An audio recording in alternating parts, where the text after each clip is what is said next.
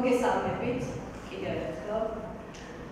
დღევანდელი არტის კურსი განსხვავებულია და ვფიქრობ, როგორც სხვა დანარჩენი, ასევე საინტერესოა. განსხვავებული იმ თვალსაზრისით, რომ დღევანდელი არტის კურსის თემა, როგორც ხედავთ, არის ლიტერატურული ტექსტის ადაპტაცია საოპერო დრამატურგიაში. თქვენ უკვე კარგად მოგხსენებათ, რომ დიმიტრი ჯანელიძის სახელობის სამეცნიერო-კვლევითი ინსტიტუტის მიერ უკვე მეორე წელია დაფუძნდა სამეცნიერო კომუნიკაციო პლატფორმა არტის კურსი, რომლის ფარგლებში დღეში ერთხელ ინსტიტუტის კონკრეტული მკვლევარი წარადგენს საკუთარი კვლევის შედეგებს. ამ პრეზენტაციების, მოხსენებების, გაზიარების ამსახველი ვიდეო მე იდება ჩვენს YouTube არხზე და ასევე ნებისმიერ დაინტერესებულ პირს შეუძლია თვალყური ადევნოს უახლეს კვლევებს კულტურისა და ხელოვნების მიმართულებით. დღევანდელ არტის კურსს წარმართავს და წარუდგება კვლევითი ინსტიტუტის უფროსი მეცნიერთა მშობელი, ფილოლოგიის მეცნიერებათა დოქტორი, პროფესორი პალატინი ანნა ბაიჭაძე.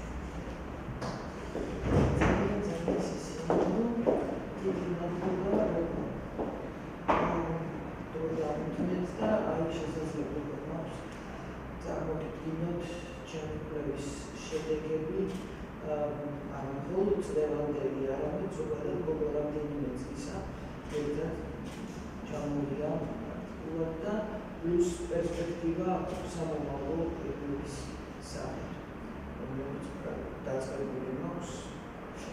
სათაური მეტყველია პერიოდი. ძალიან ტევადი. მე გადავიწყებ კვლევის ახსნას რამდენად მნიშვნელოვანი და საჭირო როტოა ადაპტაციის პრობლემა თეატრში, კინოში, ზოგადად ხელოვნებაში, განსაკუთრებით ალბათ თეატრში და კინოში მაინც და ამ შემთხვევაში თეატრის სწორედ იმ darks, subdarks, ძალიან დიდ darks შევეხებით, რომელსაც ოპერა ქვია. ჩემი ინტერესი როგორც ფილოლოგის პირველ რიგში რა თქმა უნდა გამოწვეულია სწორედ ამით, რამდენად იმ საოპერო ნაწარმოებებისადმი განსაკუთრებული პრობლემაა და ანალიზით სწორედ მათი ხდება, რომლებიც შექმნილია ლიტერატურულ ზოგი ძალიან ცნობილ, ზოგი ნაკლებად ცნობილ, ზოგი ლიტერატურული ტექსტის მიხედვით. ეს კვლევები მე დავიწყე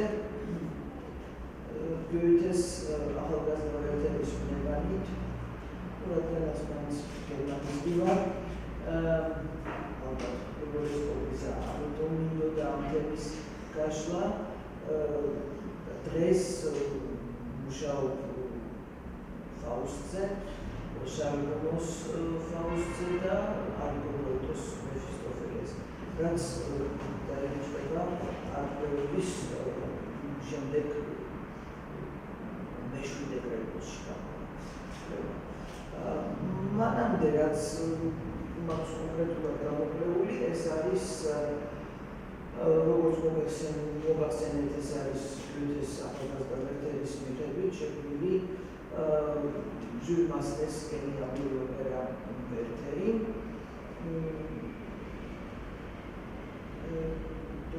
ცოტა მოგვიანებით მოგახსენეთ, ჯერ სქემა გითხრათ, რა ჩარჩოებში ვაპირებ ამ ეს პრეზენტაციას. შემდეგი ნაწარმოები არის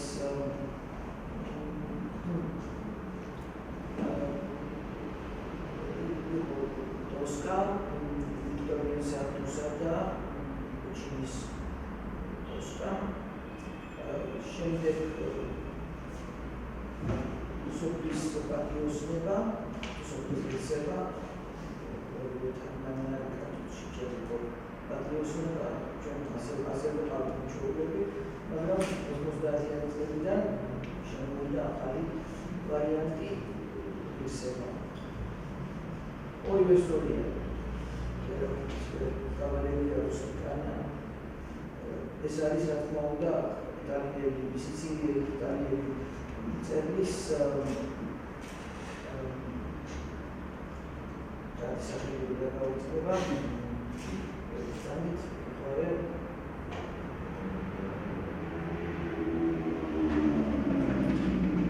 რა თქმა უნდა ეს არ არის გრანდიოზული ფიგურა, მაგრამ გამახსენდება ხალხს.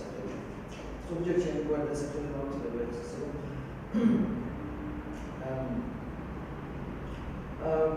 შემდეგ რაც ლევანდელ არქეოლოგიაში იყო გამოხდა პროსპერ მერინის და ზეს კარმენის კომპარატიული ანალიზი და ფაუსტი მიმდინარე პროექტია, რომელზეც მუშაობდა.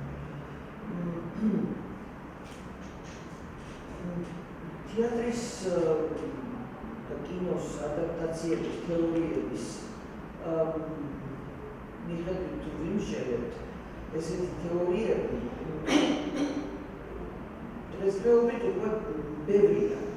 თუმცა წმინდა სახის თეორიული ნაშრომები მაინც 90-იანი და 2000-იანი წლებში შეიქმნა ყველაზე წამყვანი სპეციალისტების მიერ ესეთი სერიოზული გამოკვლევები, განსაკუთრებით აღნიშნულ გერმანელი მეცნიერები, საერთოდ ეს კინოფილოლოგია და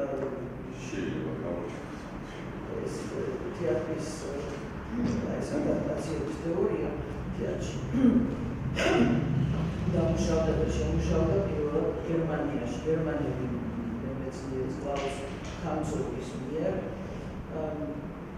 და შემდეგ უკვე მისი მოსწავლეები, მიმდევრები აბსოლუტურად აგრძელებენ. რამდენიმე უნივერსიტეტია მსოფლიოში, სადაც კინოფილოლოგია როგორც სამხედრო არქი არის და ეს კინოფილოლოგია რა თქმა უნდა ამ ადაპტაციის თეორიაზე დგას. თავი ამის არის ადაპტაციის თეორია. Helmut Kreuzer და Wolfgang Rasti არიან ყველაზე სერიოზული მკვლევარები აქვს განწყობის შემდეგ, რომლებიც აი ამ ადაპტაციის თეორიაში არაჩვეულებრივ კლასიფიკაციას გვთავაზობენ, რომელიც ერთი მხრივ თითქოს ძალიან ნაკლებიც არის ახლა ოთხი სახეობაა ეს. პირველი ადაპტაცია როგორც ლიტერატურული ტექსტის მისადაგება სპექტაკლისადმი ან ფილმისადმი. ამ შემთხვევაში პირობითად იყენებენ ლიტერატურული ნაწარმოების სიუჟეტის გარკვევას და პერსონაჟთა კონსტელაციას, რომელთაც სრულიად სხვა ახალ სიცოცხლეს ანიჭებენ. საქმე გვაქვს თავისუფალ ადაპტაციას, ეს პირველი.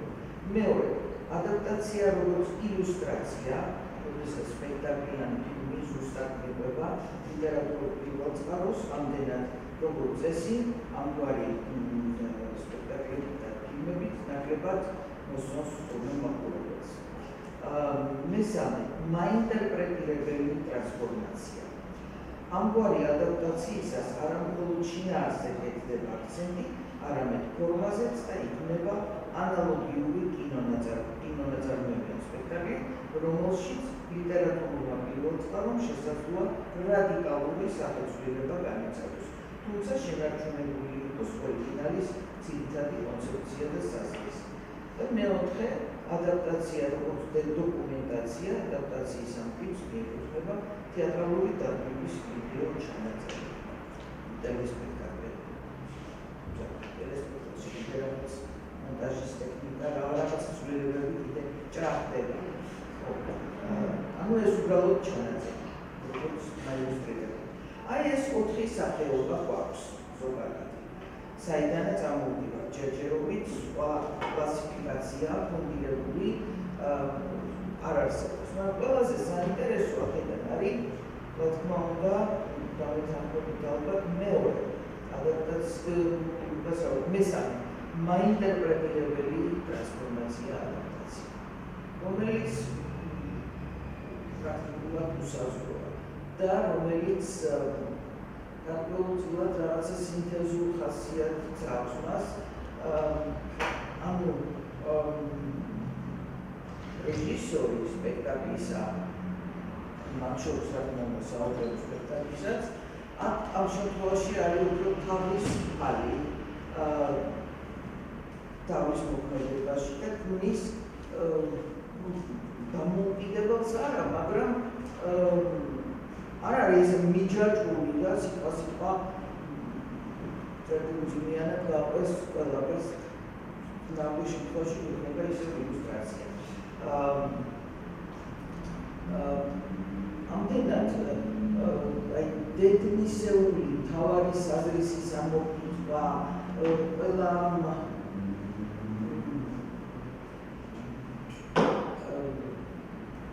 იმ დინების, ქვედინების, რომელიც ლიტერატურულ ტექსტში იმალება, აი ეს არის საინტერესო და მიმზიდველი ამ შემთხვევაში. ეხლა აი ეს ქალბატონი, რომელსაც ჩვენ ვხედავთ, შემთხვევით არ მოხდა. ჯერ ესეთი იმიტომ, რომ თქმა უნდა ეს ოპერას განასახიერებს მეტაფორაც არ არის, რაღაც სხვა არის. როგორც მას ვხედავთ, ზე მეტაფორა გასაგებია, მაგრამ ტოსკას როლშია.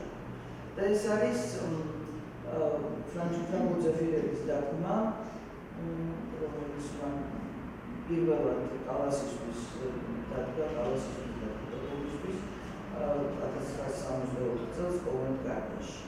მე პარიზში წავიდა ეს დადგმა, ამ კალასმა ეს ტოსკა ატარა თავისთან ერთად სანამ შეეძლო. მას შემდეგ სხვათა შორის ზეფირევის აი ეს დადგმა სხვა თეატრებს არ გადმოუღია, თუმცა ამის მაგალითები უამრავი სხვა ვიცით ჩვენ. მისი სპექტაკლები და რედაქციები პრაქტიკულად დადის სცენიდან სცენაზე, ტურნიდან ქვეყანაში და აი იმ პერიოდში რატო იყო ეს მნიშვნელოვანი? არა მხოლოდ იმიტომ, რომ კალასი მღეროდა და თითო მღეროდა, არამედ სწორედ პირველ რიგში იმიტომაც, რომ კი ბატონო, მღერალი ამ შემთხვევაში ალბათ სამყარო არის. ნუ კომპოზიტორს ვაჩვენებ. მაგრამ რეჟისორმა სწორედ ის დაინახა და ის მოძებნა იქ რაღაცა ინოვაცია, ნოვატორობა მისი სწორედ ის იყო, რომ მან გაშალა და გახსნა და გააცოცხლა რეალური მოქმედი გმირების მთელი ეს დრამა, ყველაფერი გვაჩვენა ისე, როგორც ამას ჩვენ ვხედავთ. დღეს უკვე მივეჩვით ამას, მაგრამ აი 62 წლამდე ეს ასე არის. იყო სტატიკური ისეთი დადგმები, სრულდებოდა სანოტო პარტიტურა, ყველაფერი, კი ბატონო, ვოკალური თვალსაზრისით, მუსიკალური თვალსაზრისით, საუკეთესო ვარიანტები იცნობს 1900 წლიდან მას შემდეგაც შეიქმნა ხოლმე ოპერა ისოვიო, მაგრამ აი 64 წელს მოხდა რაღაცა სხვა. იმიტომ რომ ზეფირელიმ წაიკითხა სარდუს ტექსტი, ჩაუბრუნავდა დედანს და იქიდან ამოიღო ყველაზე მთავარი რაც გმირების დახასიათებისთვის სწორედ საჭირო. То Виктория Сардუს ტექსტი, როგორც ლიტერატურული ტექსტი, მოგითხრათ, რომ რაღაც დიდი მხატვრული ღირებულების მქონეა, ნამდვილად არის. მაგრამ საინტერესო და განსაკუთრებით და სწორედ ეს ოპერა მით არის კიდევ საინტერესო, რომ აი ლიტერატურული ტექსტი არ არის ესეთი მნიშვნელოვანი და მისგან შეიქმნა რაღაცა არაჩვეულებრივი. დღეს რომ ვამბობ ტოსკას, უჩინი გვახსენდება საკუ აღარ ბევრს აღარ აქვს. ნუ ქართული თეატრის სპეციალისტებისთვის საკუ კი ბატონო, გასაგებია.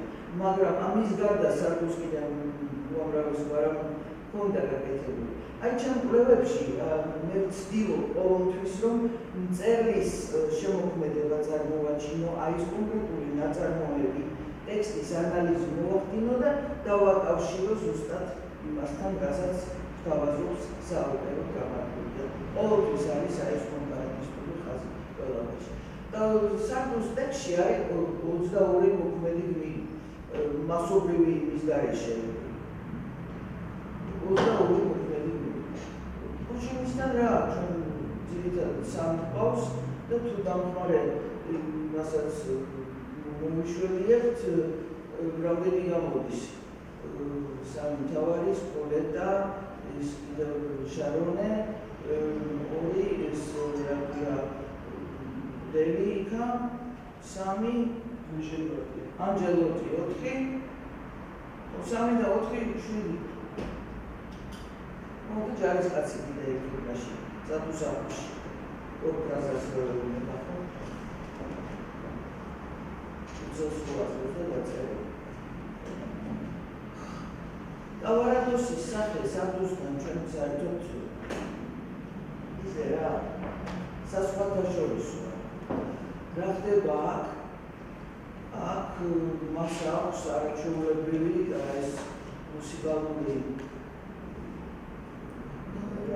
მშვენიერი ჰარმონიები დაჯერებული ლირიკული და ამავდროულად დრამატული სცენებიც ანუ ის მიჯნურიც არის, ხელოვანიც არის და პლუს პოლიტიკოსი, ანუ აქტიური მოქალაქეა, რომელიც თავის პოლიტიკურ შეხედულებას იცავს და თავისებურად გამოხატავს და მისი ერთგული რჩება.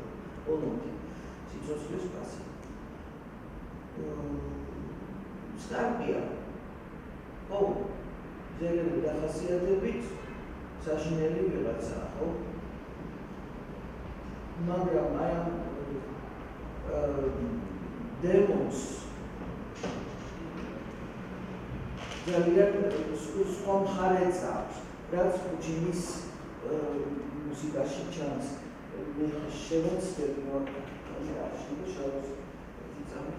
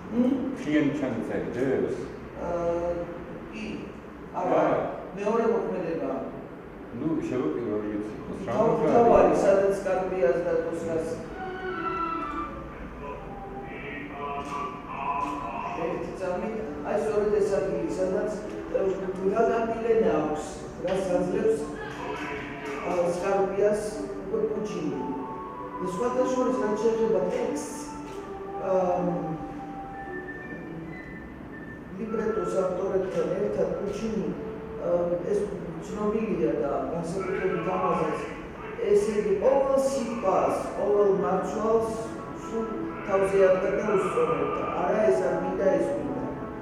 ასე რომ პრაქტიკულად ის ლიბრეტოსთან ავტორიც არის.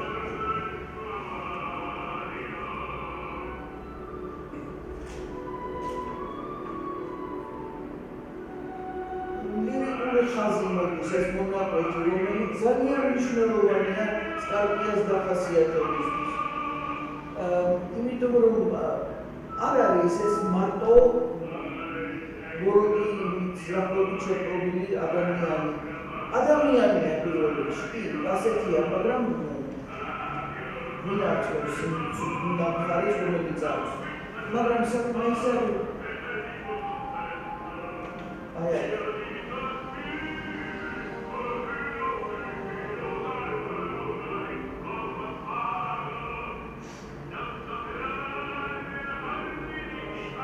მისი გამოსვლა პირველ მოქმედებაში ტედეონის ფონზე გამოდის კომპოზიტორი და ისეთია პლაკატურია პრაქტიკულად. ეს თავიდან გეხდება მისი კრედოს და მისი სახის დემონსტრირება. აი ასეთი ვარ, მე ცუდი ვარ და მე აი ამას გავაკეთებ.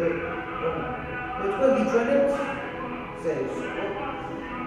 აი ამ უკვე ის თავის შინაგანი ვნებებით იმიტომ რომ ელემენტარული პატარა, მაგრამ მაინც პატარა რატო აქვს? ანუ ძალიან ძლავრი რამ არის, რაც მას ამოძრავებს.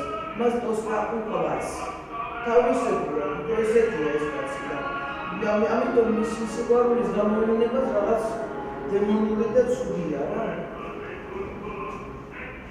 არის მეორე ვარიანტი, რომელიც აქ ნაწილობრივ ჩანს აი ამ დათმაში. ოღონდ არ არის წინა პლანზე წამოწეული. ის ამბავი, რომ ტოსკასაც სკარპიას მიმართ აქვს ფარული ვნება, რომელსაც და სწორედ ის რომ ის მას კლავს, სწორედ აი თავის რაღაცა ბრმა დაფარულ ვნებასთან შებრძოლება არ უნდა მას ეს არ მინდა.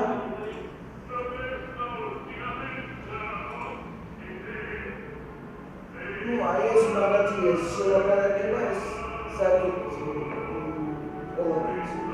უნიკალური მას შემდეგ პრაქტიკულად ყველა დაგმა უმეტესობა ყველას ვერ ვიტყვი იმიტომ რომ ეს ტოსკები გვხვდება რომ შეიძლება გავიზრდეთ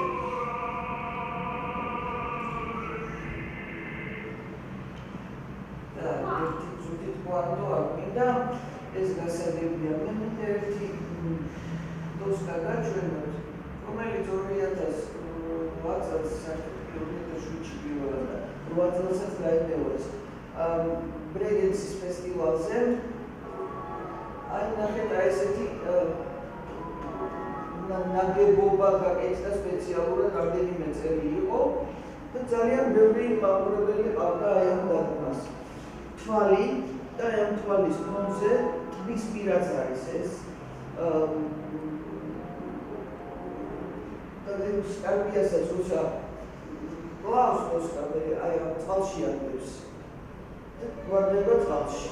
ეს ყველაფერი ხდება ნახევრად ბუნებრივი რესურსებით განაცხობილი და დანარჩენია ეს თეთრი ინსტალაცია. ანუ ეს თვალი, რომელიც ყოვლის ნახველი და მეთვალყურია ყველაფრის, რასაც ჩვენ ვაკეთებთ, ამ თვალში რა თქმა უნდა ბევრი თვალი გულისხმობა. არაჩვეულებრივი მეტაფორა, ის თვალი და არა მხოლოდ ისა ყველა პოლუსია ამ თვალში. აი ამ ეს არის ძალიან საინტერესო ამბავი და აი ამ დადგმაში ფილიპ შტოლცის დადგმა ძალიან კარგად გამოჩნდა სწორედ აი ის ტექსტები, რაც სკარპიას და ტოსკას დუეტში დიალოგში ფუქველებიდან არის გამოტანილი და მუსიკიდან რა თქმა უნდა. აქ არ მახსოვს ამ ჩანაწერში სცენა არის ეს ხო არა ყველაფერი არ არის ეს ის თრიან ჩანაწერი ვერ ვნახე მაქვს DVD-ზე მაგრამ DVD-ზე სპეციალურად ეს ჩანაწერი ძალიან საინტერესოა სწორედ გასაანალიზებლად და აი თავისებური გახლებული ხედვა და დამაჯერებელია ნამდვილად. გლობალურადაც არაჩვეულებრივად ასრულება ყველაფერი, მაგრამ რა თქმა უნდა ეს კალასის ტონი არ არის, მაგრამ სპექტაკლი ნამდვილად გამოვიდა. ეს ის იშვიათი შემთხვევა. მას მიხედავთ ჩავეცა, ამის ნებართვით. კალას ჩავეცა. და გვაქვს კიდევ რა თქმა უნდა ტოსკები ძალიან ბევრი აი ნახეთ 76 წელს რაინე კაპელმანსკა დომინგო შერლუნესი არაჩვეულებრივი მონაწილეობით გაკეთდა ფილმი, როცა ფილმი ოპერები პრაქტიკულად იწყებოდა, კინოოპერები იწყებოდა. ეს ფილმი საინტერესოა, ეს ფილმი ოპერა საინტერესოა იმით, რომ ნახეთ სად არის გადაღებული. და მაშინ იმ პერიოდისთვის 76 წლისთვის არ ნახული ინოვაცია იყო, რამდენი კამერით ხდებოდა ამის გადაღება. პირდაპირ იქ არის გადაღებული სანდანჯელოს ციხესიმაგრეში, სადაც ხდება რომში. ეს კინოოპერის თვალსაზრისით ძალიან საინტერესო ექსპოზიციები და ყველაფერიც.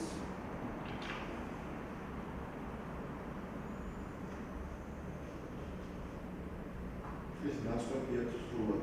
არა, ეს სრულად არის. ესაც სრულად არის. ეს ძალიან საინტერესო. ნამდვილად ყველა თვალსაზრისით. გარდა იმისა, რომ მართლა ისტორიულ ლოკაციაზე ხდება. ამიტომ აი აქ შეიძლება ვთქვათ, რომ ჩვენ მაილუსტრირებელი და მაინტერპრეტირებელი ტრანსფორმაცია გვაქვს. საერთოდ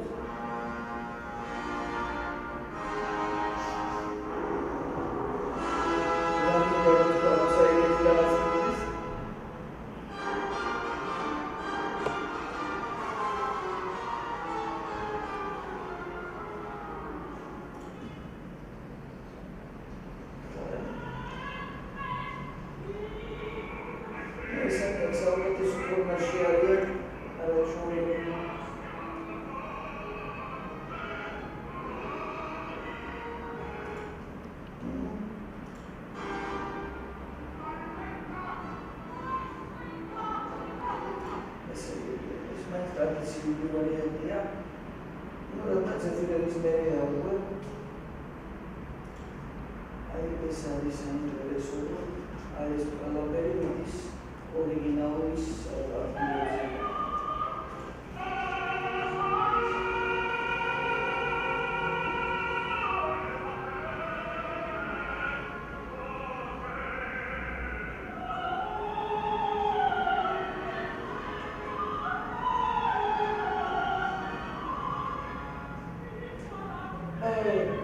ეს ლირიკული ხაზი, რა თქმა უნდა,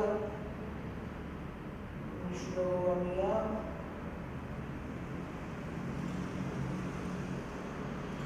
მაგრამ კიდევ ერთი რამ არის. აი ეს ცნობილი არის ატოსკასი, ვისი დაკა. რასაც როგორც ვიცით, სწორედ მეორე მომენტებში, კულმინაციურ სცენაში ასრულებს ესეც კარგიასთან აქვს ეს საშინელი ჭირი. სწორედ ეს არიან ესენია ამაზია ყველაზე ვიდრე ვიცით და ველოდებით ხოლმე ის გაიჭედება ან არ გაიჭედება მომავალ მალაფერაზე.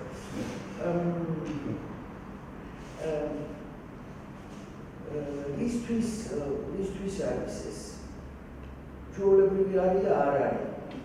ჩვეულებრივი არის თან ესეთი ჰარმონიის სავსე, აი დრამატული პოლიზიების სავსე დუეტში, უცბად რაღაც იმისავით არის, რაც თითქოს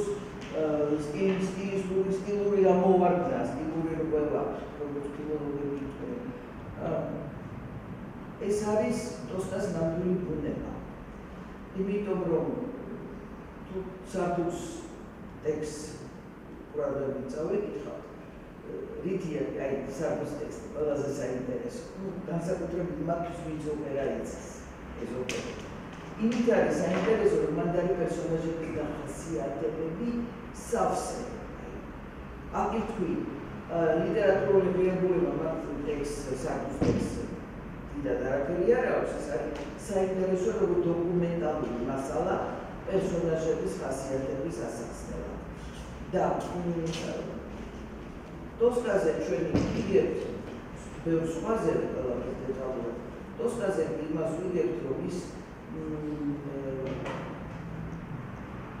ობოლი გოგონა იყო, რომელიც ცურის ფარას წევსავდა, ღეროდა და პაიზიელომ შეამჩნია გაიმოკლეს სიმღერა, წაიყვანა თავისთან კაპელნაში, კაპელნაში, მონაზონთა გუნდში და ეს იზრდებოდა მრავალი წელი მონასტერში და პაიზიელოს და სწავლობდა მუსიკას. და ეს პაიზიელო შემთხვევით არ არის, რომ ეს კანტატა, რომელსაც ასრულებს დოსკა, იქ ციტატა ჩასმული სწორედ პაიზიელოს და მუსიკიანის. ეს მას პლეის ნაწყვეტს. იმიტომ რომ ეს მისი მასწავლებელია. პაიზიელო, როგორც მოქმედი გმირი, კანტატის ავტორი, სარდუს პიესაში მოქმედებს არის. იქ მეტიც მარია კაროლინა ნეაპოლის დედოფალი და ბევრი სხვა ვინმე. ემა ჰამილტონზე მოყარებული იყო. ბევრი სხვა დინებებია და ჰამილტონის ქალი ძალიან გადაჯაჭვულია იმ სკარპიას სახესთან. სკარპიას თორმეტად მისი ეშინოდა, ამასაც ჩვენ სარდუსთან ვიღებთ, რომ დედოფლის ხო ეშინოდა რეალისტების და plus Hamiltonis შიში პროდაში და მას თუარში ასრულებდა თავის საქმეს. ეთი გავალმოთ ტოსკას თავი, გადავიდეთ ვერტერზე. ვერტერს ვერტერი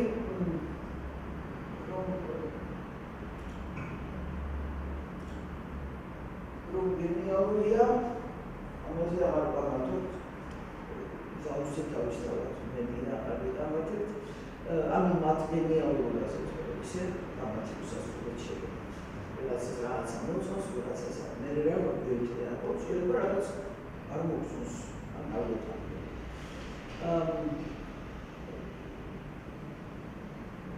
ერთია, როდესაც კითხველი ჩვეულებრივად კითხულობს ამ ტექსტს, ახალგაზრდა ვერტერის ნებას გულისხმობ, განსაკუთრებით რა თქმა უნდა თუ მას გულისხმობთ თარგმანში, მე არ გულისხმობ მაინც და მაინც ქართულ თარგმანს, სხვა ენებზეც ხო არ თარგმნილია.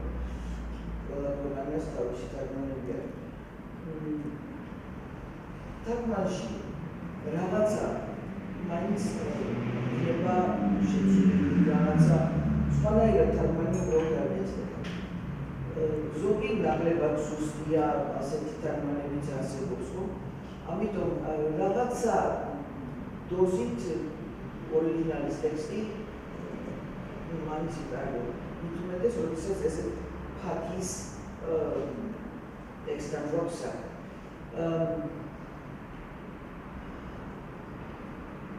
ვერტერზე გერმანისტიკის მკვლევარები გერმანისტიკის დარგში მსოფლიოს მასშტაბით იმდენი კვლევა არსებობს, იმდენი საკითხის მხრიდან აქვს ეს გამოკვლეული, რომ არ ვიცი, აღარაფერი აღარ გაჩვენux გამოსაყრელი, თუმცა მაინც გრძელდება კვლევები.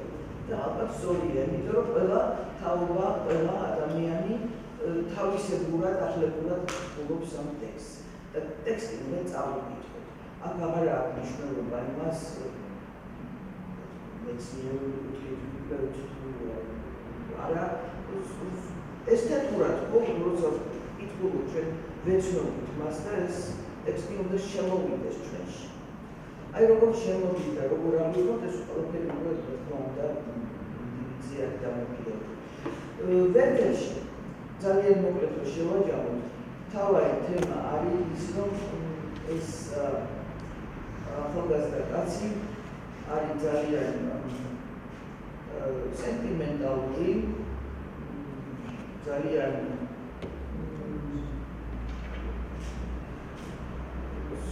ცხოვრების მოყვარულია, აი ხანაც არ უნდა პარადოქსად მოვიჩვენოთ, მას უნდა სისწრაფე ცხოვრება, მას უნდა რომ ყველაფერი აიღოს და შეიწოვოს ამ ცხოვრებიდან, ყველა თავისი განშტოებით გაზომილებით. და აი ეს მისი აღტაცება და აღთოვანება, როდესაც დაინახავს შარლოტეს და პირველივე დაგვით რომ შეუყვარდება და ექსტაზის ექსტატური პიროვნება ექსტაზში ადვილად ვარდება და შესაბამისად ყოველი დაბრკოლება მისთვის საშინელი კრახია და მივიღეთ კიდეც ის, რაც მივიღეთ. ანუ თვითმკვლელობის ჩადენა მისთვის ერთადერთი გამოსავალი აღმოჩნდა, იმიტომ რომ რადიკალურ აი ესეთი მასია, მიჯნაზია, ან ყველაფერი არის აღტაცებული და აქტუალებული, ან ყველაფერი არის პოლიტიკური. ეხლა რაც შეეხება შარლოტას, ეს არის საინტერესო, რომ დასაწყისში თითქოს ეკებულდებოდაო ეს ოპერაში უფრო მეტად ჩანს ვიდრე ნაწარმოებში. ნაწარმოებში მერე და მერე უფრო ვლინდება ეს ფინალისტები, როცა მოგივართ. ნუ წერილებია ხო ეპისტოლარული ჟანრის დიდი გავლენაა და ეს რომანი წერილების ფორმით ეს ძალიან პოპულარული პერიოდისთვის მე-18 საუკუნეა 1774 თუ არა 84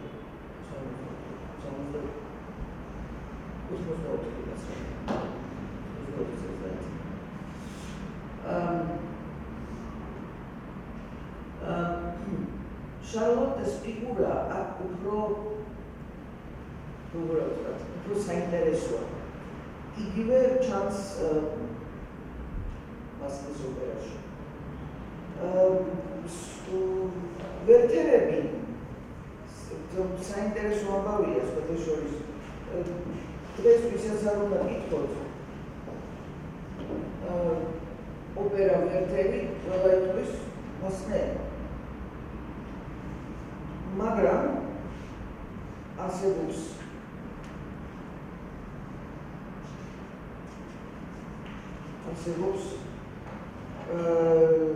რამდენიმე ოპერა, რომელიც ზოგი დაკარგულია, ზოგი არის ასეთი როდოლფ კროიცერი 1766-1831, მან 1792 წელს დაწერა ერთმოქმედებიანი ოპერა ვერტერი და შარლოტე. დაიდგა პარიზში, მაგრამ ვინ რა ვიცი შედეგად კარგი. მეორე გაეტანო კუნიანი 1796 წლის 22 მარტს ვენაში შესრულდა მისი საორკესტრო სუიტა. ვინჩენცო პუჩიტა წერს ერთმოქმედებიან ოპერას ვერტერი და კარლოტა. დაიდგა ვენეციის თეატრში 1800 წელს ერთხელ და მოჭი. ნიკოლო ბენვენუტი ოპერა ვერტერი. პრემიერა შედგა 1811 წელს პიზაში. ვენანციო რაუცინი იტალიელი კასტრატი მომღერალი, რომელიც კომპოზიტორიც იყო და მან დაწერა სწორედ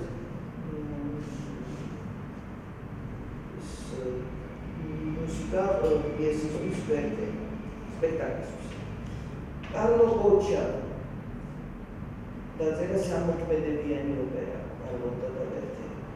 ჯუზეპე მარკო მარია ფელიჩე ბლანინი მან არის გამზარდებული ეზერტინი ამ კომპოზიტორებს და აქტუალებს და ერთი გვერდია, მაგრამ ამას რა უცბოდა წინ ეს ვარამია. ჯუზეპე მარკო მარია ფელიჩე ბლანინი ბატონო ვერტერის უკანასკნელი წუთები. მარიო ასპა იტალიელი კომპოზიტორი და პედაგოგი 1859 წელს ორმოქმედებიანი ოპერა დაწერა კარლოტა და ვერტერი.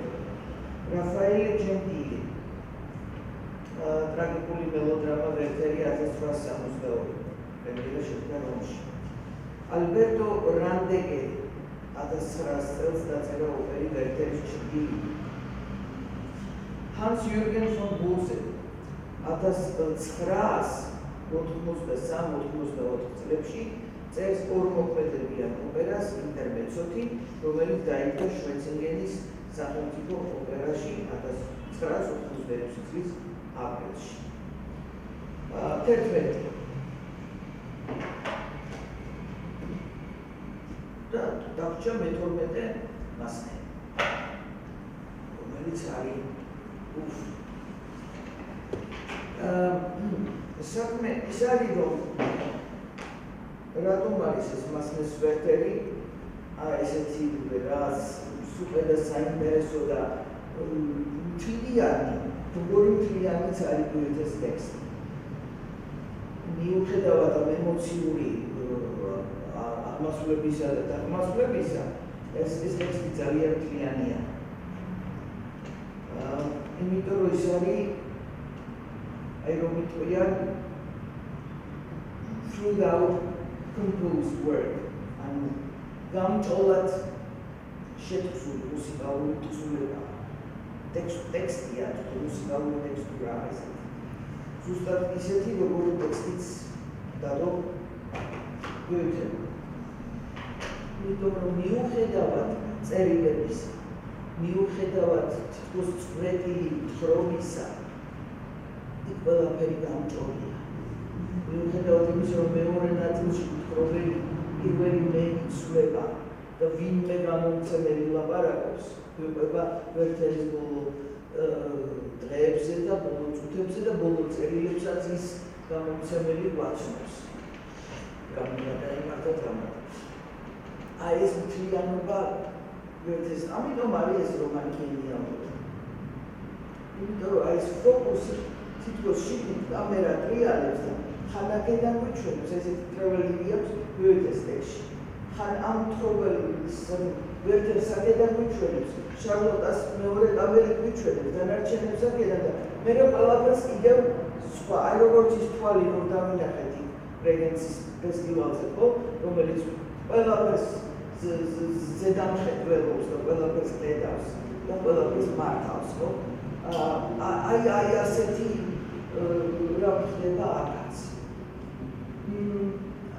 ნუ დადგმები ჟურნალისტის ოპერის დადგმები გულისხმობს საოპერო რეჟისურას. ბევრი გვაქვს ჩვენს კლასიკური დადგმებიც. კინოოპერაც არის ერთი ძალიან საინტერესო გადაღებული 1991 წელს. ბრიგიტე ფასბენდერი და პეტერ დროსკით ჩეხების გაკეთებულია, რაღაც არაჩვეულებრივი, საინტერესო. ის უფრო მუსიკალურად საინტერესოა, ვიდრე აი იმ თვალსაზრისით, რა თვალსაზრისითაც მე ვუყურებ ამ ნაწარმოებებს და მე მგონი დღეთა ყველანი ერთად აქვს. აი ამ ყველაზე საინტერესო, რაც კი არაორდინარული, რაც კი ამ შეხვედრია ამ დადგმებში, მეთქონეთ, თუ კი რამე ასე ჩაწერილი, აბსოლუტურად ყველაფერი მინახავს და ჩვენთანაც რაც დადგმები იყო და თეატრში და მარინის თეატრში და ასე შემდეგ, ისინი ლაივში მაქნანახი და ერთხელ და არა იქაც გერმანიაში ძველი მაგრამ აი აქ მოხდა რაღაცა განსაკუთრებული. 2005 წელს ანდრეი შერბანმა ამერიკელი სლავია იუგოსლავი წარმოშობით სერბი ხორვატია რუსი გარშემოშავს მაგრამ დიდი ხანია ამერიკაში მოღვაწეობს არგან ჩვეულებრივი საინტერესო თეატრალური რეჟისორი მაგრამ აი ეს გააკეთა ვენის სახელმწიფო ოპერაში ელინა გარანჩატი და ეს სპექტაკლი დღემდე გადის აი ამ დადგმით. ეს თავისთავად უნიკალური მოვლენაა 21 საუკუნეში, თუმცა ეს სპექტაკლი ამდენ ხანს შემოჩება. რა ხდება? როგორც აიკითხა მან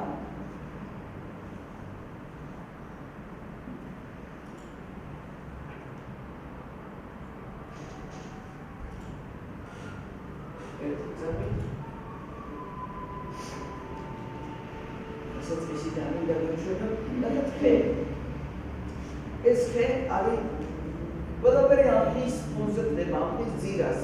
ყველაფერი. ანუ ხეში ვარ, ის ქვეშ და ხეს და ხეში ცხოვრობთ. რატომ ხე? იმიტომ რომ სწორედ გოეთეს ტექსტში ლინდე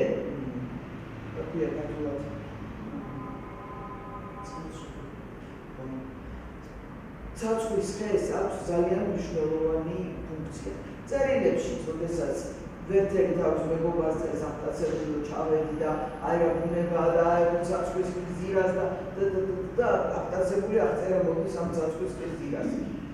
და ფინალში აქვს ძალიან გადამმნიშვნელოვანი რომ ბოლო წერილს წერს თავის ანდერძს პრაქტიკულად ის იბარებს რომ აი იმ ცაცხვების გზირას დამასაფლავეთ რომ ყველა გამბლევმა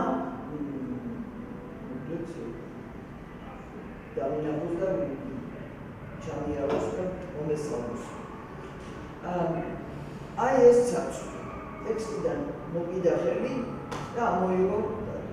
ნუ დანარჩენი ხედავთ რომ დრო რა თქმა უნდა შეცვლილია, მაგრამ აქვს მნიშვნელობა დროის შეცვლას იმისთვის რომ ეს აბსოლუტურად არანაირი. თუ ეს ყველაფერი არ დამაჯერებელი. აი ძალიან საინტერესო არის კიდევ ის მისადეთ იმას ძალიან აი ეს ოთახი ვარე ინტერვიუში ეს ძალიან მნიშვნელოვანი რამე აი ეხლა დაიწყება მესამე ხომი რომელიც იწყება ესეთი ჟავოთა უკვე დაგოწინებულია აი შობის წინა საღამო აი კულმინაციაც რაც ხდება და ეს ოთახი ამ გათხოვილი ქალის და ნახეთ აი რომელ დროში გვაგზავნის ჩვენ აქ რეჟისორი ეს არის მე-20 საუკუნე და კონკრეტულად არის 50-იანი 60-იანი წლებში. ამას ვხვდებით ჩვენ ძალიან მარტივი რაღაცით არა თუნდაც ამით, თუნდაც ავეჯით, თუნდაც ჩასულობით, ორწმელობით. არაფერი, აი მინდა რომ ცოტა ხანი აი ნახოთ აქ მიდის ეს დრამატურგიული სიმფონიური ცოტა აი სოციალს აკაცეულია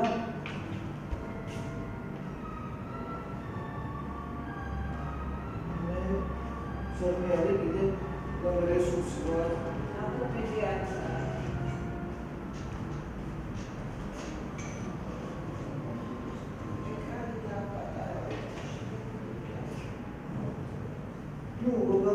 მუსიკალურად ეს ფენომენალურია ყველას შესაძლოა.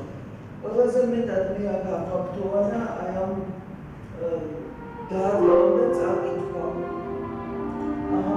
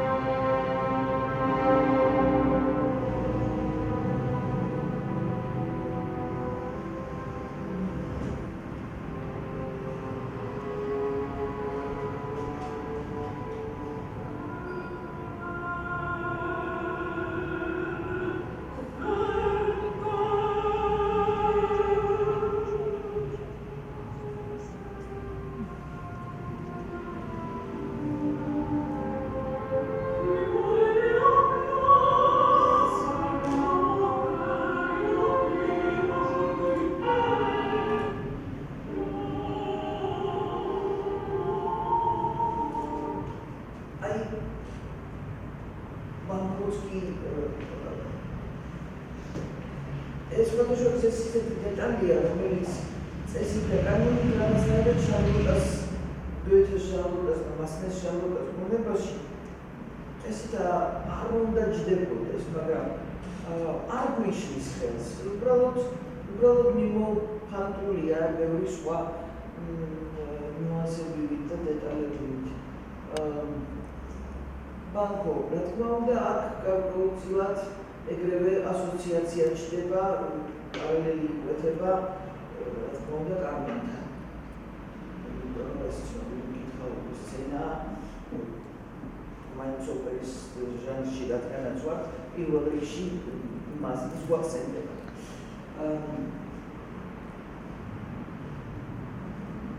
და ფინალი არის არაჩვეულებრივი ფინალია. ფინალში ჩვენ ვიცით რომ ვერთება შარლოტე არ არის. გოეთესთან რა თქმა უნდა შარლოტე ცოცხალია, მაგრამ ცოცხალ კარი. ბოლო ფრაზებიდან ჩვენ ვთქვით, რომ აი ძალიან ცუდად არის ლამის სიტყვის პირს. აი ეს სათვალო. ეს არის რომანის ბოლო წინადადება. აი ამ ბოლო წინადადებიდან აკეთებს გარკალს, აი ფინალში უკვე როცა თავს იკლავს ისინი კიდევ სანამ ოპერაა და გასაგებია, სანამ მოხდება კიდევ ვერიანტით. და ძალიან კარგი, იმიტომ რომ სხვადი ვარ და მაინტერესებს რა.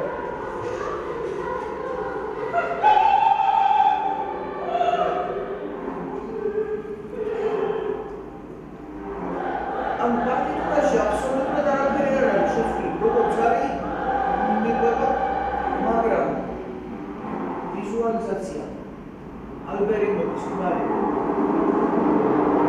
რომელიც ეს მანდაკული, მაგრამ აქ დამალები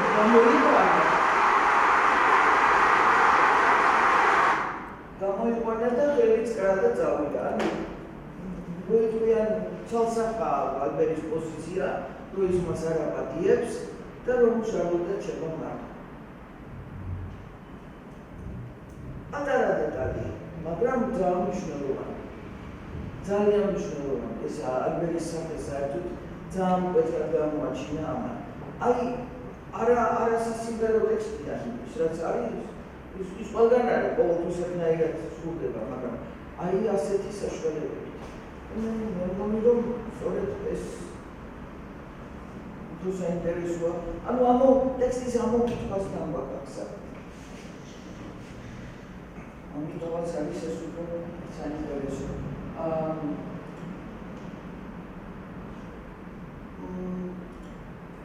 კარმენი.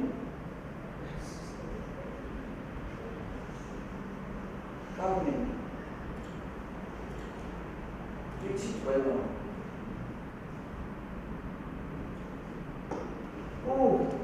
როდესაც პროსპერ მერიმემ დაწერა თავისი კარმენი, 7 წელიწადი ერგო გამოქვეყნდა. 7 წლის მერე დაიბეჭდა მხოლოდ სენტბების რეცენზია ამ ნაწარმოებზე. მანამდე არავის არ ეგონა, რაღაც ისეთ ჟურნალში იყო გამოქვეყნებული, სადაც იბეჭდებოდა ქრონიკები და წერილები მოგზაურობებზე და ყველას ეგონა, რომ ეს არის რაღაც მორიგი ვიღაცა მოგზაურის ჩანახატი. ანუ არ ეგონა, რომ ეს მხატვრული ტექსტია. ვერ აღიქვეს. 7 წელიწადი გვეუწვენ ტექსტი იდო და პატრონი აყავდა. მე ძალიან გარიცდიდა ამ ამბავს. სენტბერმა ბოლოს და ბოლოს როცა ეს 72 წელს რეცენზია დაწერა, 75-ში უკვე ბიზნეს კარმენი ციკლი. კითხვები ანუ მოხდა კითხველების ფოკუსში. და მერიმეს ყველაზე სწორი კითხველი და ნამდვილი კითხველი და სწორი წამკითხველი ისეა. დღემდე ეგრევე. თუმცა ახლა ბიზნეს წამკითხველებიც ყავს, ხო, ბევრი მას მერე რაც ну თავისთავად ეს ტრაგიკული მომენტია, როგორ შეიქმნა ეს ოპერა და როგორ გადაყვა ამას საწყარი ფიზე, თუმცა არსებობს კიდევ ვარიანტები, რომ დაკი არ გარდაცვლილა და სამსამედიცინო სიმილარია დოკუმენტები სწორედ ამას გვეუბნება, რომ უბრალოდ გაცილდა და დიდხანს იყვავა და გაუხტა ეს მდგომარეობა, რომელმაც ფიქრობს ეს და გულზე სერიოზული დაბმა ესიაყენა. ეს იყო მისი გარდაცვალების მიზეზი, მაგრამ რა თქმა უნდა, ემოციურადაც ეს ნეგატივი ჰქონდა.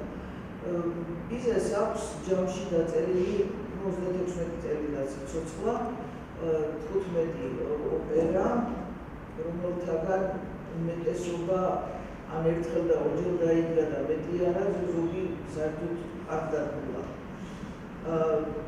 მეტნაკლები წარმატებით სარგებლობდა მარგალიტის მაციებლები და რაც მოხდა წარმატების შემთხვევაში, ანუ რა თქმა უნდა, გადააფარა ყველაფერი, მაგრამ ბიზი ამას ვერ მოესწრო. ბიზი ვერ მოესწრო და რა თქმა უნდა, სამწუხაროდ ვერც მერიმე ვერ მოესწრო ამას. მერიმე გარდაეცვალა 1870 წელს და პარმენი ხუთი 1875-ში დაიდგა. აცნენ ერთმანეთს. სამწუხაროდ საინტერესოა გასაგებია მერიმე მოისმინა ბიზნეს კარგი. მაგრამ პირველი პრემიერა პარიზის ოპერა კომიკში ხშირად წერენ ხოლმე ჩავარდა, არაფერ ჩავარდნილა. უბრალოდ ძალიან ზომიერად და ესე გაუგებრობაში და ჩამაყურებელი, იმიტომ რომ მას შესთავაზეს რაღაცა, რაც მისთვის ჯერ არ იყო მზად. და მომზადდა მხოლოდ მერე, რაც მიხვდა, რომ იქ შეასრულეს იმათ პრეცედენტი იყო საჭირო, რომ დაეჯერათ, რომ ესე იგი უნდა მიუღდოთ გული. თორემ პირველი მომენტი ის გამოც გაჩნდა ეს რაღაცა დისტანცია ამ ოპერის მიღება არ მიღებისა, იყო სწორედ მორალური საკითხი, რომ რაში მოაინტერესებს ჩვენს მარგინალები. გაგვინდა ესეთი ოპაქცების კანონი და კაცი. მოკლედ ეს მაგათი ადგილი არ არის აქ ჩვენს სცენაზე. რა ვიცი. გვიდა, ძალიანაც გვიდა და გვაინტერესებს. დღემდე რა ვიცი, მე რამდენიმე ინტერპრეტაციას და ადაპტაციას არ ვაწყდებით კინოში, თეატრში და ძირითადად მეტწილად ოპერის სწავლობით, ბიზნეს სწავლობით. ბიზნეს რო არ დაეწერა ეს ოპერა, ესპერიმენტის კარტენი, აქვს ვიცი რა თქოს დაიკავებდა მსოფლიო ლიტერატურის სახელმძღვანელოებში. ვიღაცა ერთი კითხვას რა თქმა უნდა ინტერესი გამოჩნდა და ეს კი ძალიან საინტერესოა, ძალიან. ჯოვანი ვერგა, სოფის რეჟისორის სიცილიელი ავტორი მიკროვერგავეს ჯადისაფერი. ჯოვანი ვერგასაც დღეს ის სიცილიაში იციან, რა თქმა უნდა, სამუზეუმიც არის და ყველაფერი. მაგრამ ვიღა კითხულობს და ეს ჯოვანი ვერგას. ნუ ვინც იტალიურ ლიტერატურას ისწავლობს ამას. ქართო კითხველი საზოგადოებისთვის ეს ნაკლებად ცნობილი სახელი და გვარია და ეს ტექსტები აი დღესაც რომ წაიკითხოთ ეს ტექსტი საინტერესოა ეთნოგრაფიულად, ისტორიულად, აი კულტურულ-ისტორიულ ჭრილში ლიტერატურული თვალსაზრისით ვერიზმია, ხო? თან ისეთი ვერიზმია, კონსპექტის დონეზე გაკეთებული ვერიზმი. მაგრამ ამ კონსპექტებში, კონსპექტს მე ხვალ კარგი გაგებით ვარ, ანუ დოკუმენტური არა, დოკუმენტური ხასიათი აქვს. ზნეშოულებები, შეხედულებები, ფრაზები, მეტყველება, ყველაფერი აი ესეთ დიალოგები ისეა განწყობილი, რომ იქიდან შეგვიძლია შეიქმნათ სურათი, ის როგორ აცვია და ვინ რომელ დღესასწაულზე როგორ იქცევა. განსაკუთრებით აღდგომის დღესასწაულზე როგორ იქცევა. იმიტომ რომ აღდგომის დროს ხდება ეს ყველაფერი.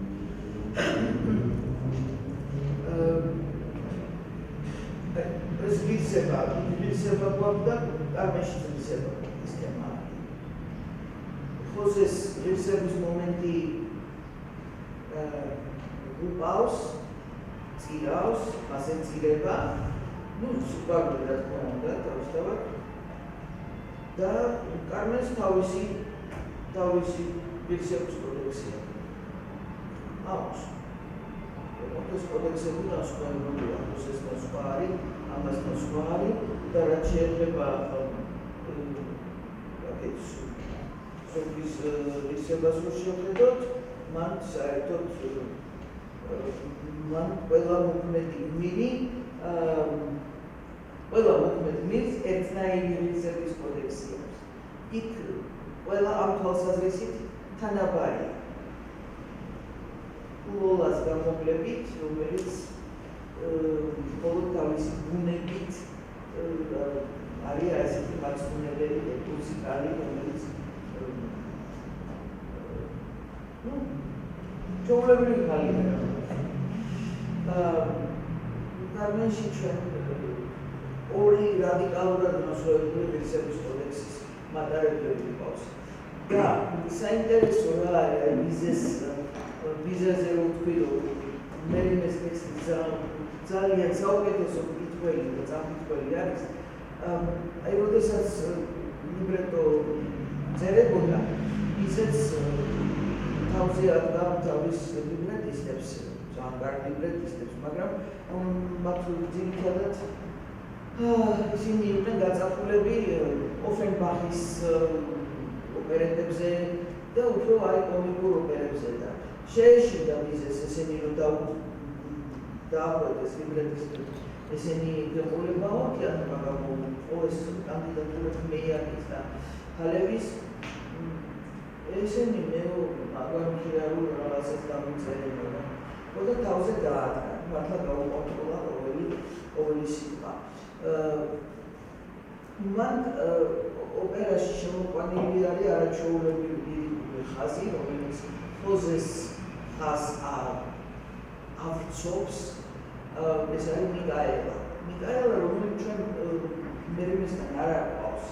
მერიმესთან, როდესაც ხოზე ყვება თავის ამბავს, ავტორს უყვება, იქ ერთი წინადადებით არის ნათქვამი, რომ ჩემს სამშობლოში ვარ, ასეც გულისხმობს ნავარას. ყველა ქალი უნდა ყოფილიყო ნაწლავითო, ფერა ნაწლავი, რა ქვია, ყვითელი ზედათი და ლურჯი გაქვთ, ბედაკაკავთ. ანუ ეს კლასიკური სურათი დახატა. ერთი წინადადება. აი ამ წინადადებიდან გაგაკეთდა ოპერაში მიკაელა, რომელიც პრაქტიკულად ხოზეს მეორე ხმა. ხოზეს ოპერაში აქვს ერთი არია. ეხლა არიების რაოდენობას ბევრს არაფერს წვეთს, მაგრამ რაღაცა გარკვეული პროპორცია და ბალანსი ოპერის დრამატურგი, ოპერის სპეციფიკიდან გამომდინარე უნდა იყოს, ხო? კარმენს აქვს 4 სოლო ნომერი დუეტების და სცენების გარდა. 4.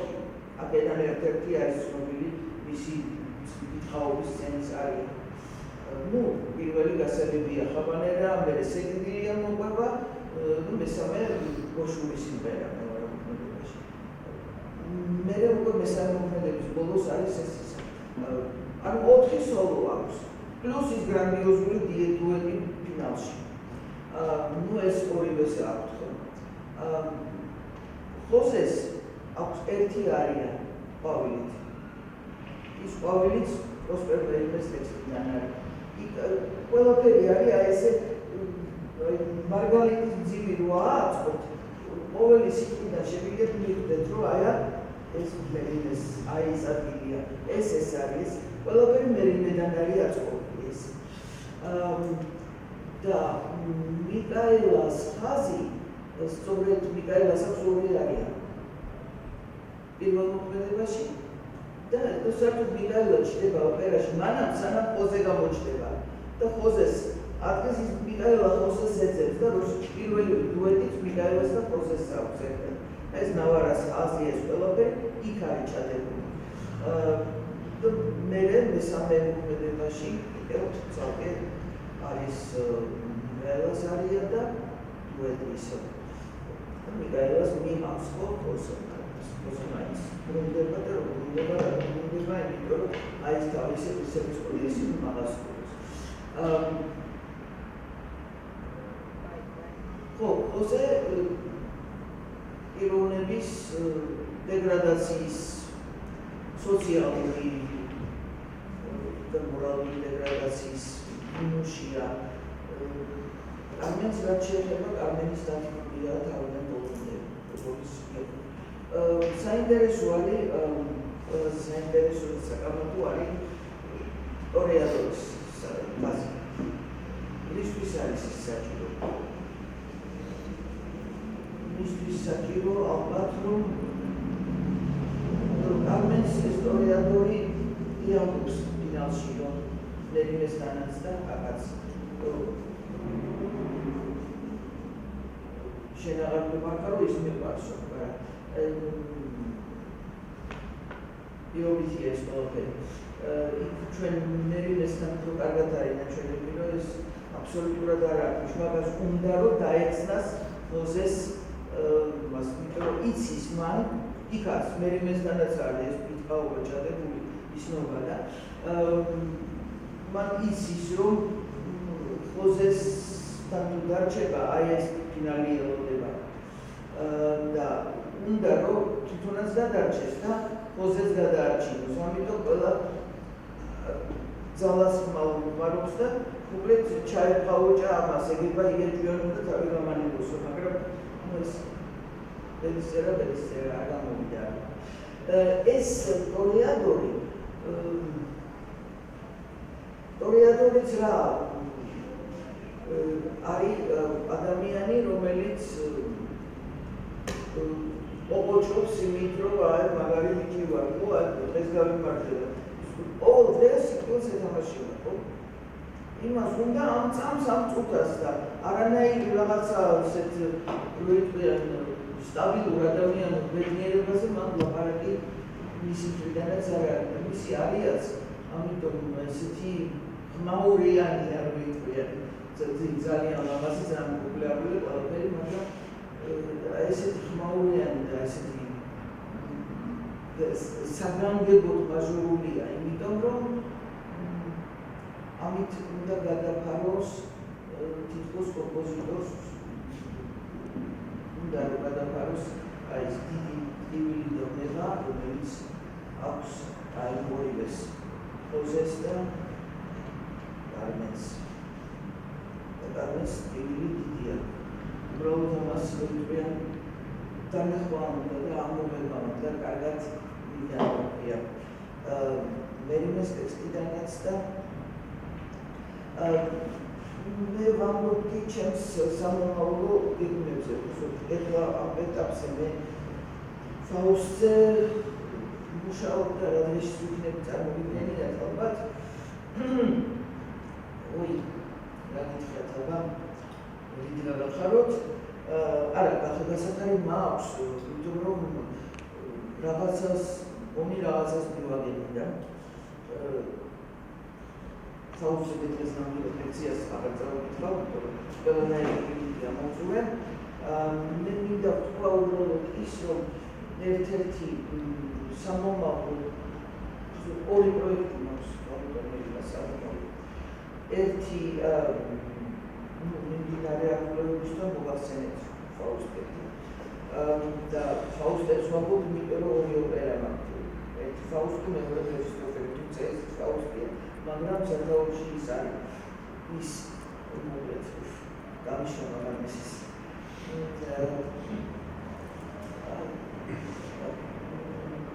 მეორე პროექტი არის, რომ ალბათ ორ წელიწადში დავასრულებ მონოგრაფიას, საოპერო დრამატურგია, არ ადაპტაცია საოპერო დრამატურგიაში, ამას დაემატება დონ კარლოსიც, ამას დაემატება ბევრი რამ სხვაც, მათ შორის პუშკინებიც, იგის ქალის და ონეგინიც, ვერდი დაემატება და ვერდის მუშაობა მე მივხვდი ერთ რამეს 70-იანი წლების ბოლოს გამოიცა არაჩვეულებრივი მონოგრაფია დილი ორჯონიკიძის რუსულ ენაზე ოპერა ვერძი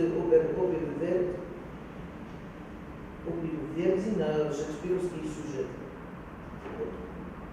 არის გენიალური წიგნი და მისი ერთადერთი ნაკლი ის არის, რომ ის არის მხოლოდ რუსულად და მე მაქვს ასეთი წინადადება, რომ თარგმნოს და დაიდოს ქართულად, იმიტომ რომ იმაზე უკეთესი ანალიზი, რაც ბაბუგირის აკადემიური მაგრამ გარეგებოდა კიდევ იმ უნდა აკეთოს უკეთესი ფარსი, ეს უნდა იყოს ქართულადაც. და მინდა საქმის კურსში ჩავატაროთ და ნებართვას ვქოვოთ და რა ვიცი, რომ ეს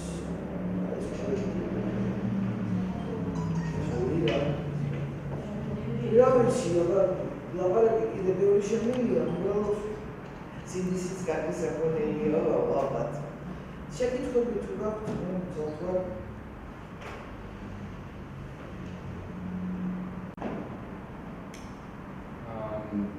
ძალიან დიდი მადლობა, მართლა ძალიან საინტერესო ლექცია იყო. დესიტელი ბევრი ახალ აზრს რო გაგიჩენს. მაგრამ მე თვითონ მაინტერესებს თუნდაც მე მონოგრაფიაში ასაპირებთ, ხო? იმიტომ რომ ძირითადად აი განსაკუთრებით ვენის ოპერა, ხო? მე მგონი 2 წელია რაც უკვე თქვენს რომ ძირითადად რეაქცია გადავა თანამედროვე ავტორებზე. და თითქოს ამ ცირებით ვენის ხო, იქოს მიიღეს ეს გადაწყვეტილება, ხო? და აი ეს ამანაც ბრიტანა ეს აზრი. არა, ეს უბრალოდ ეხლა რატო ვენა გამიჩინა ეს ის დასახებია, რომ მე აბსოლუტურად პროექტია მთელი კურსზე მაქვს, როგორც პოპულარულად ამბობენ რა, აი ხანი მაგიო ეპიზოდნა პოპულარულია ეს გაბონა.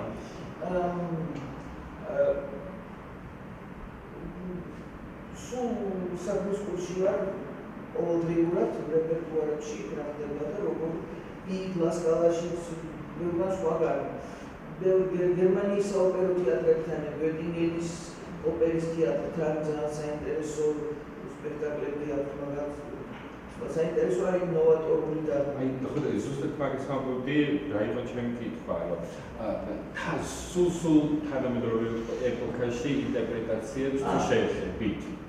რა თქმა უნდა, თავარია ის იყოს კარგი. იმიტომ რომ არსებობს უამრავი კიჩია რა. ის სადაც მე ვხედავ, სადაც იმაზე მე არ გავჩერდები, იმიტომ რომ იმდენი სხვა რამეა გასაანალიზებელი და ყურადღება მისაქცევი, იმაზე მე უკვე აღარ გავჩერდები. თორე როგორ არის? აი ცოტა ხნის წინ იყო ტოსკას იუბილე, როგორც 3 წლის წინ.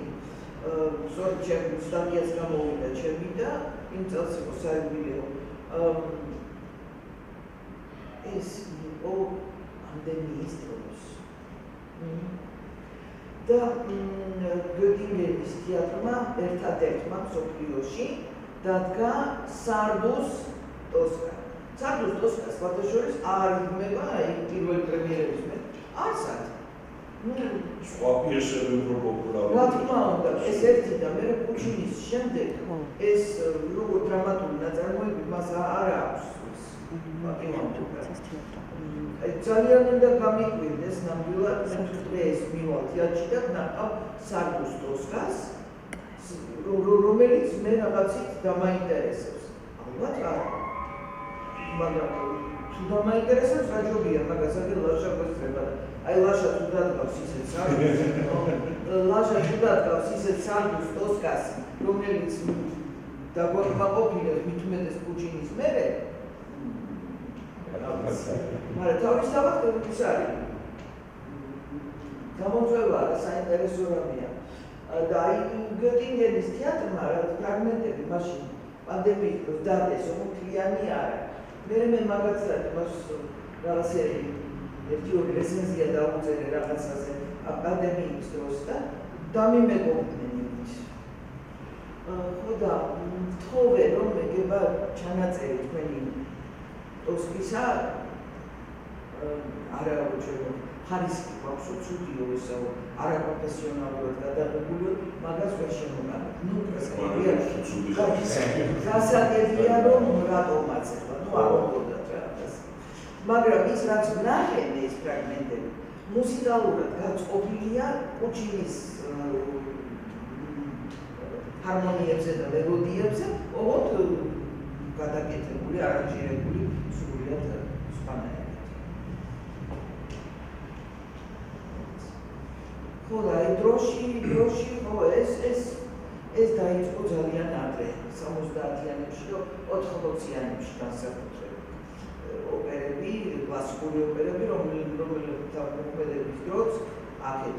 სხვათა შორის აი მარიო დელ მონაკოს შვილმა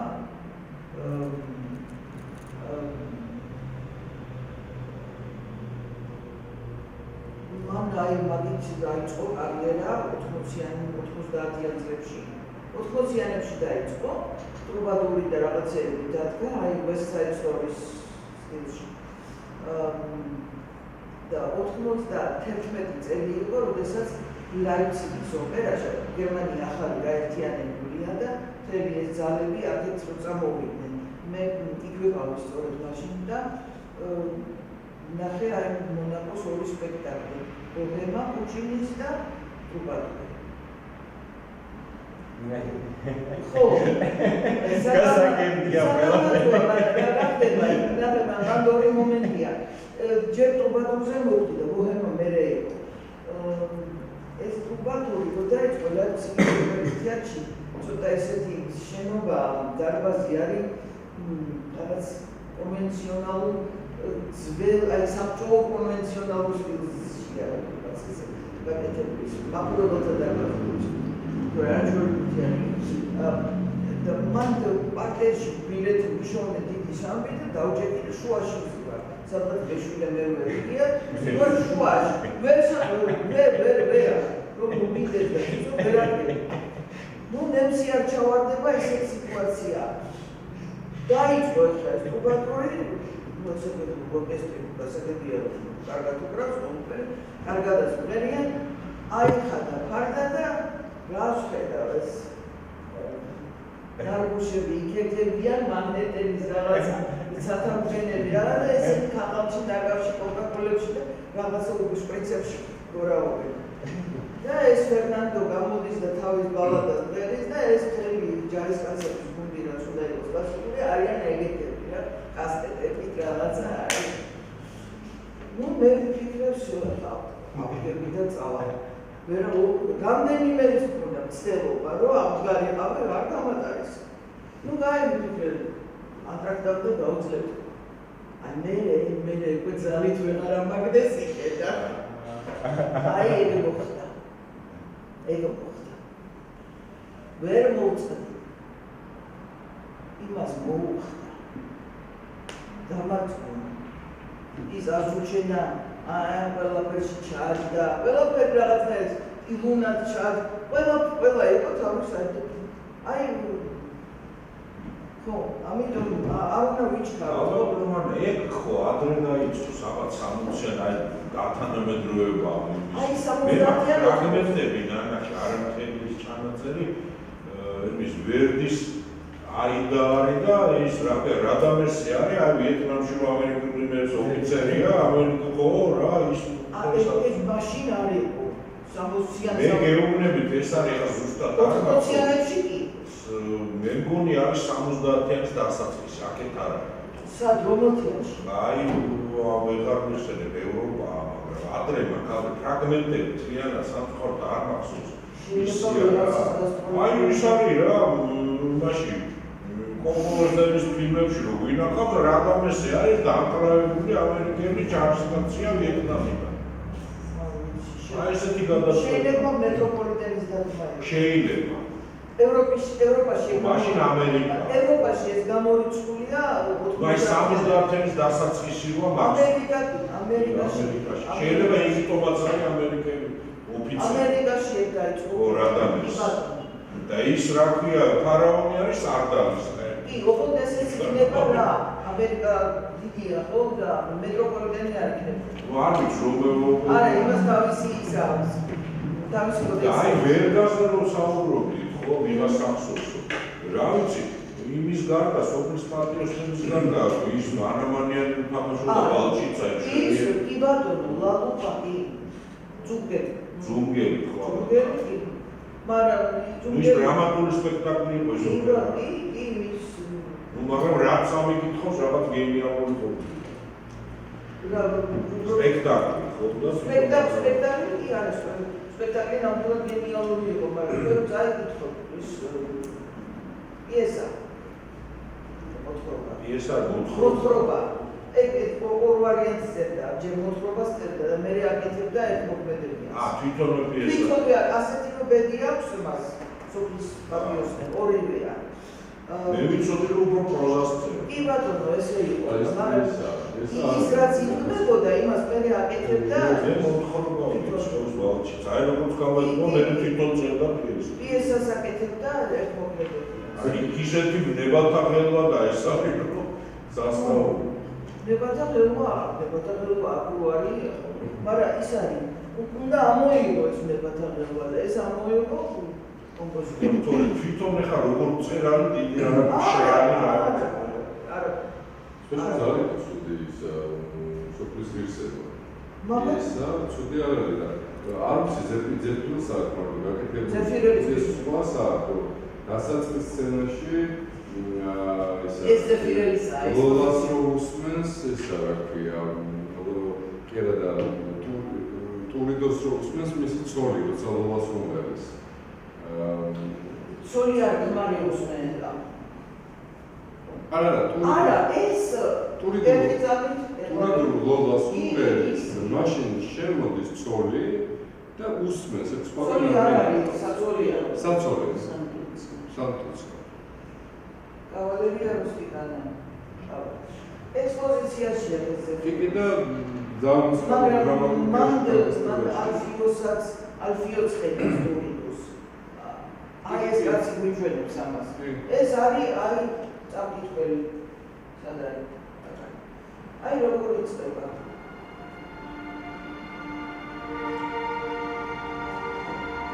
აი რა გაჩნდა იმ როგორ წაიკითხა.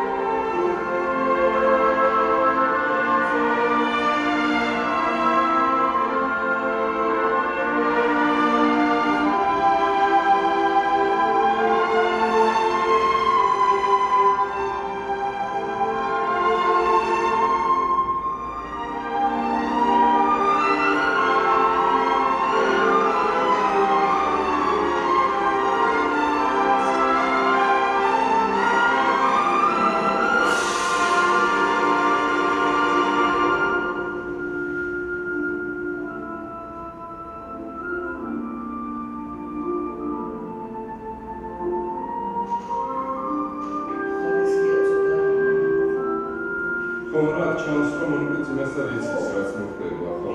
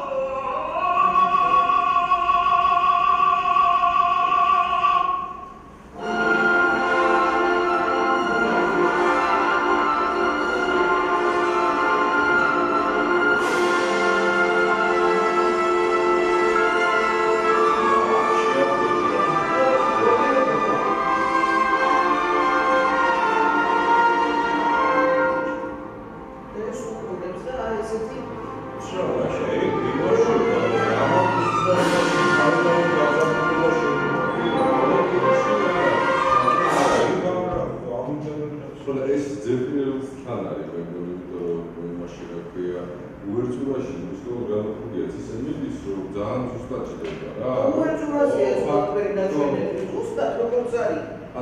მაგრამ ერთი ნოტი არ დაკარგა ამის გარეშე. არა, უბრალოდ ამან ვიზუალურად გააცოცხლა ეს. კი, ექსპოზიცია ჩადო უერთურაში. დიდი მადლობა, ძალიან დიდი მადლობა.